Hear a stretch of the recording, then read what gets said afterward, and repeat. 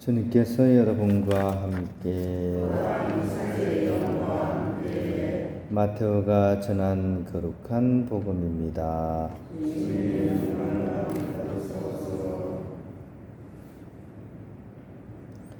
그때 예수님께서 제자들에게 이런 비유를 들어 말씀하셨다. 하늘나라는 자기 포도밭에서 일할 일꾼들을 사려고 이른 아침에 집을 나선 밭 임자와 같다. 그는 일꾼들과 하루 한 데나리온으로 합의하고 그들을 자기 포도밭으로 보냈다. 그가 또 9시쯤에 나가보니 다른 이들이 하는 일 없이 장터에 서 있었다. 그래서 그들에게 당신들도 포도밭으로 가시어 정당한 삭을 주겠어 하고 말하자 그들이 갔다. 그리고 다시 12시와 오후 3시쯤에도 나가서 그와 같이 하였다. 그리고 오후 5시쯤에도 나가보니 또 다른 이들이 서 있었다. 그래서 그들에게 당신들은 왜 온종일 하는 일 없이 여기 서 있어 하고 물으니 그들이 아무도 우리를 사지 않았기 때문입니다 하고 대답하였다. 그러자 그는 당신들도 포도밭으로 가시오 하고 말하였다. 저녁 때가 되자 포도밭 주인은 자기 관리인에게 말하였다. 일꾼들을 불러 맨 나중에 온 이들부터 시작하여 맨 먼저 온 이들에게까지 품삯을 내주시오. 그리하여 오후 5시쯤부터 일한 이들이 와서 한 데나리온씩 받았다. 그래서 맨 먼저 온 이들은 차례가 되자 자기들은 더 받으려니 생각하였는데 그들도 한 데나리온씩만 받았다.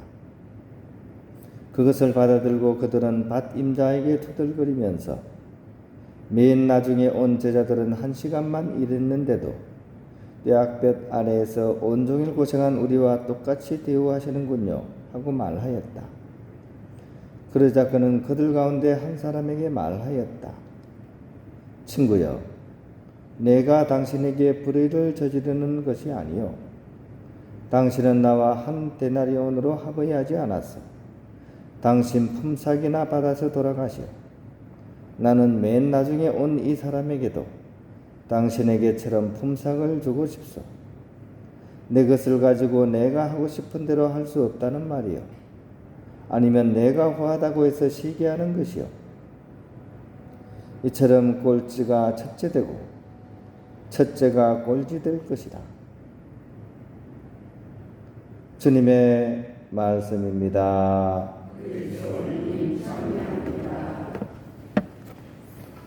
네, 평을 빕니다.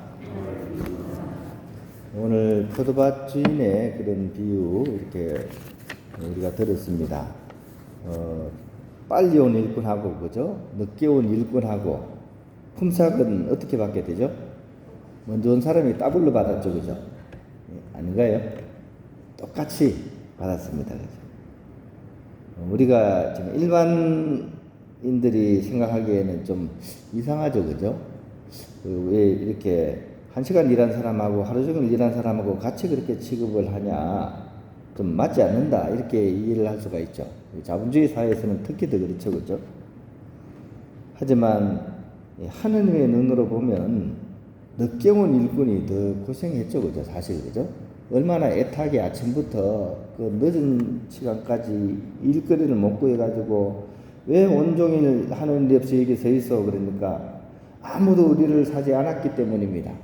가족들을 먹여 살려야 될 사람이 얼마나 아침부터 마음고생했습니까? 그죠? 이걸 헤아리는 그런 내용으로 우리가 일반적으로 이제 해석을 합니다. 역사적인 해석을 해볼 수도 있어요. 오늘 복음서를 쓴 마테오 복음사가 이분이 살던 그런 공동체의 모습이 또 반영된 그런 복음일 수가 있죠. 그래서 먼저 온 사람은 먼저 신앙인이 된 유다계 그리스도인들을 얘기할 수 있고 늦게 온 사람들은 이방계 그리스도인들일 수가 있죠, 그죠? 근데 이 둘을 어느 누구를 더 이렇게 우시하다거나 그렇게 하지 않고 동등히 대하시고 사랑하시는 그런 하나님의 사랑에 대해서 설명해 주는, 그러니까 서로 이렇게 내가 잘났니 못났니 하지 말고 서로 한 형제자매로서 사랑하자. 이런 내용을 이제 담은 것으로 우리가 해석할 수가 있습니다.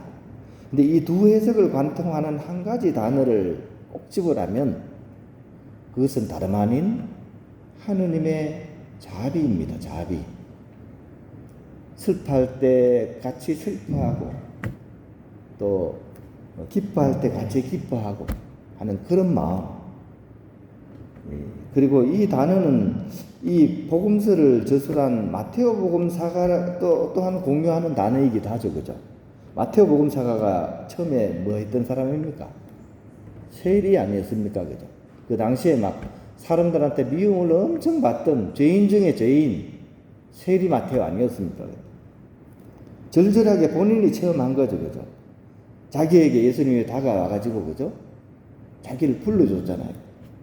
그래서 베다 성인은 마테오의 복음사가의 그런 회심 이유를 이렇게 얘기합니다.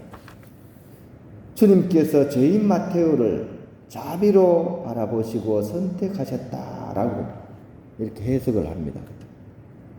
그래서 본인이 체험한 이 하느님의 자비를 이 복음서를 통해서 그렇게 풀어서 이렇게 우리에게 알려주는지도 모릅니다. 아무튼 이것이 오늘 우리가 낚아야 될 월척 중의 월척입니다. 자비라는 월척입니다. 하느님께서 어느 누구를 막론하고 우리 모두를 얼마나 자비로이 바라보고 계신지 우리가 오늘 복음을 통해서 읽어낼 수 있어야 됩니다. 이 단어를 너무나 극적으로 체험하고 사신 분이 또한 이 선종하신 프란치스코 교황님이십니다.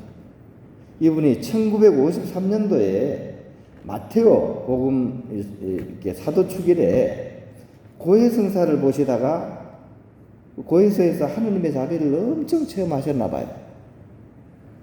어떤 건지는 모르겠습니다. 그런데 그러고 나서 이분이 성소를 결심합니다. 그래, 나는 이제 신부님이 될 거야. 고해서에서 하느님의 자비를 엄청 체험하십니다. 그러고 나서 당신이 나중에 주교님이 되잖아요. 주교님이 되고 나서 당신의 사목 그런 표어입니다. 사목 표어로서 이 표어를 택하셨어요. 자비로이 부르시니, 그러니까 하느님께서 자비로이 부르시니 그 자비에 합당한 삶을 살아가자는 얘기겠죠. 이 사목 표어였습니다.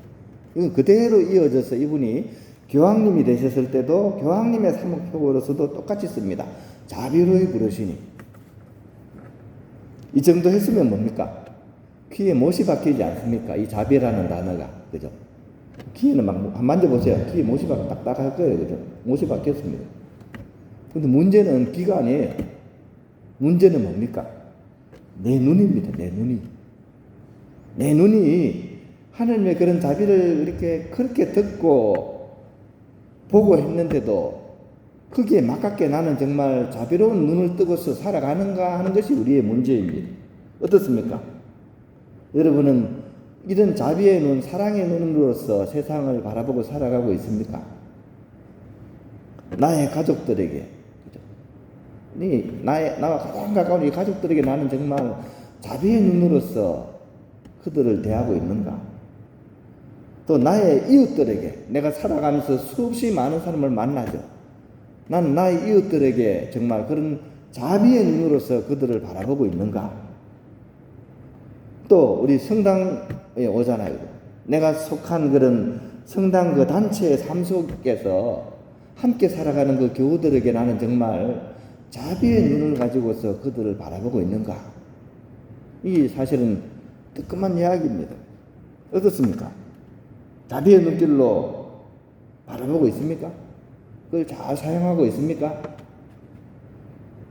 아니면 각자도 정해야 이 험한 세상에 자기가 자기 삶 꾸려야지 무슨 소리 주먹 꽉 쥐고 이 약 물고 살아도 살까 말까 해.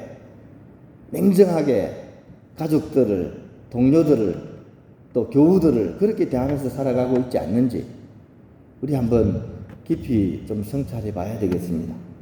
마지막 말씀이 사실 되게 무서운 말씀이에요. 오늘 복음의 마지막이 뭐라 그럽니까? 꼴찌가 첫째 되고 첫째가 꼴찌 됩니다. 내가 막 사나운 눈 뜨고 그죠? 막 누군가를 미워하잖아요. 그죠? 우선은 그죠? 내가 그냥 뭐 주도권을 쥔 것 같죠. 그죠? 나중에 보세요. 꼴찌가 첫째 되고 첫째가 꼴찌 됩니다. 아시시 성프란치스코 이렇게 얘기합니다. 이 나중에 다 하느님 앞에서 햄 바쳐야 됩니다. 햄을 다 바쳐야 돼요. 내가 사나운 눈 뜨고 그죠? 자비의 눈으로 바라보고 사나운 눈 뜨고 바라봤으면 그거 다 햄 바쳐야 됩니다. 저마다 자기의 보상을 받을 것입니다. 이렇게 얘기하십니다. 무서운 말씀이에요. 꼴찌가 첫째 되고 첫째가 꼴찌 됩니다. 그러니까 우리가 오늘 하루 어떻게 살아야 되겠습니까? 자비의 눈을 뜨고 살아야 돼요. 사나운 눈 가지고 살지 말고요. 이 자비로운 눈으로서 우리의 이웃들을 대하면서 하느님의 사랑에 가품하는 그런 우리의 삶이 되어야겠습니다.